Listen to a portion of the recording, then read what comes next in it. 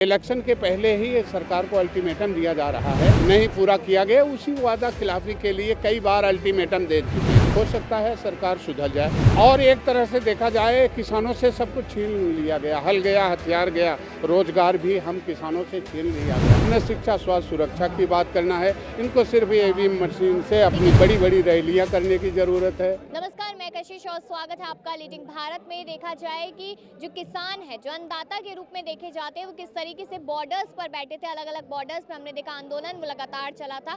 मांगे यहाँ पर कहीं ना कहीं मंगवाई जा रही थी। देखा जाए सरकार यहाँ पर बिल पास करती नजर आई। उसके बाद यहाँ पर किसानों ने कहा कि वापस लिया जाए और सरकार ने शायद घुटने भी टेके। लेकिन अब यहाँ पर सुनने में आ रहा है कि अगर 24 में सत्ता में वापसी करती है सरकार, तो कुछ ना कुछ बड़ा खेला करती नजर आएगी। और वहीं पर अगर राकेश टिकैत की बात की जाए, जो किसान नेता है, उनका कहना है कि 16 फरवरी को भारत बंद रहेगा। तो हमारे साथ यहाँ पर किसान नेता राजवर्धन जी मौजूद है। सीधा सवाल करेंगे कि आखिरकार क्या कुछ अल्टीमेटम सरकार को दिए जा रहे हैं और क्या कुछ मांगे। तो सर, यही सवाल है कि 16 फरवरी जो तारीख चुनी गई है, आपने जिस तरीके से कहा कि खाप पंचायत का फैसला है, लेकिन मुद्दे क्या रहेंगे?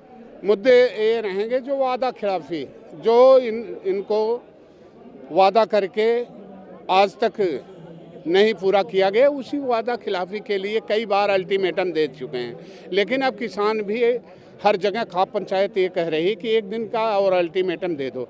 हो सकता है सरकार सुधर जाए, क्योंकि किसान राष्ट्रभक्त कौम होती है। यह कभी भी राष्ट्र का नुकसान नहीं करना चाहती। और एक तरह से देखा जाए, किसानों से सब कुछ छीन लिया गया, हल गया, हथियार गया, रोजगार भी हम किसानों से छीन लिया गया। जो हमारे बच्चे पढ़ लिख करके देश के बड़े लोकतंत्र में या सभी जगह रक्षा में जाते थे, आज कहीं न कहीं सब लोग बेरोजगार होकर के अपने घरों में बैठे हैं। तो ये ऐसा कब तक चलेगा? इसलिए इलेक्शन के पहले ही ये सरकार को अल्टीमेटम दिया जा रहा है कि अगर आपको अपने पे भरोसा है तो एक बार निष्पक्ष चुनाव के लिए इलेक्ट्रिक मशीन ईवीएम हटा करके बैलेट पेपर से चुनाव कर लीजिए।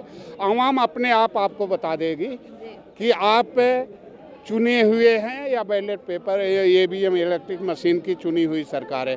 क्योंकि सभी लोग देख लिए, देखने से ये पता चलता आज इस सरकार को अब इन बड़ी बड़ी रैलियां करने की ज़रूरत है, न इनको बड़े बड़े आंदोलन करने की ज़रूरत है, न शिक्षा, स्वास्थ्य, सुरक्षा की बात करना है। इनको सिर्फ ईवीएम मशीन से अपनी सरकार। ईवीएम पे सवाल उठाते हैं तो चुनाव आयोग पर भी सवाल उठता है सीधा। ऐसा है, चुनाव आयोग कहीं न कहीं प्रत्यक्ष या अप्रत्यक्ष रूप से इन्हीं का हो गया है। जैसे अभी पूरे देश से वकीलों ने और बुद्धिजीवियों ने ईवीएम के खिलाफ आंदोलन किया, तुरंत 4000 गाड़ियों पे लगा करके कि ईवीएम निष्पक्ष है। अगर वो सही है तो क्या ज़रूरत है प्रचार करने की? अगर गलत है तो उसे हटा दो ना। यही तो आवाम कह रही है, कोई ऐसा कुछ नहीं। इसलिए सरकार से अब भी अनुरोध है कि राष्ट्र हित में कुछ ऐसा किया जाए। ऐसा कहा जाता है कि जो भाजपा के खिलाफ है ना, वो चाहे किसान हो या फिर कोई भी युवा वर्ग हो या आदिवासी वर्ग हो, तो वो सारा का सारा विपक्ष के साथ जुड़ा हुआ है। तो राकेश टिकैत पे भी यही इल्जाम लगाए जा रहे हैं। ऐसा है, एक किसान कभी गलत न करते हैं, ना इल्जाम की ज़रूरत है। ये कितना भी इल्जाम लगाएं, लेकिन पूरे देश का किसान का जो सम्मानित पद राकेश टिकैत को दिया गया है, किसानों का पूरा भरोसा है कि कभी ये गलत नहीं करेंगे। जो किसान हित में होगा काम वही करेंगे। नहीं तो अगर कोई पार्टी या संगठन अब तक फूट करके रोड पे इधर उधर बिक गए होते। क्या 40 खाप पंचायत में कोई किसान आज तक हटा है? कोई बिका है? कोई झुका है? कभी नहीं। वो आज भी अपनी मांगों पे कायम है। राकेश टिकैत पॉलिटिक्स करते हैं। ऐसा अगर पॉलिटिक्स करते तो इलेक्शन लड़ते हो, तो इलेक्शन लड़ने के लिए मना ही कर दिए कि मुझे इलेक्शन नहीं करना है, मुझे किसानों की लड़ाई आजीवन लड़नी है। तो पॉलिटिक्स से तो बहुत दूर हैं। पॉलिटिक्स में लाने के लिए सभी चाहते हैं, लेकिन ये है कि जो किसान हित की बात करेगा, पॉलिटिक्स भी यही कहती है हम उसका समर्थन करेंगे। यहाँ पर ये कहा जाता है कि जब से मोदी सरकार आई है, भाजपा आई है, तब से किसानों को सुविधाएं दी है। साल का पैसा दिया जाता है, यहाँ पर 6000 और कई कई जगह 12000 भी दिया जाता है। तमाम लोन्स दिए जाते हैं, फिर भी किसान नाराज।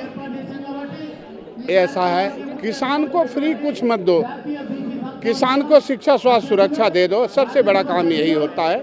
इसलिए सरकार से भी मेरा अनुरोध है कि उनकी सुनवाई हो और किसान नहीं चाहता कि हमारे राष्ट्र का कुछ नुकसान हो। बिल्कुल, यहाँ पर हमारे साथ किसान नेता राजवर्धन जी मौजूद थे, जिन्होंने बताया कि भारत बंद का जो अल्टीमेटम दिया गया, ये कहीं ना कहीं आखिरी अल्टीमेटम है यहाँ पर केंद्र सरकार को, क्योंकि किसान जो है वो लगातार भाजपा सरकार के राज में परेशान हो चुका है। अब इस पर आप लोग अपनी राय दीजिएगा कि क्या अन्नदाता इतना ज्यादा मजबूर हो गया है कि अब यहाँ पर केंद्र सरकार को धमकियां देने लगा है। देखते रहिए लीडिंग भारत।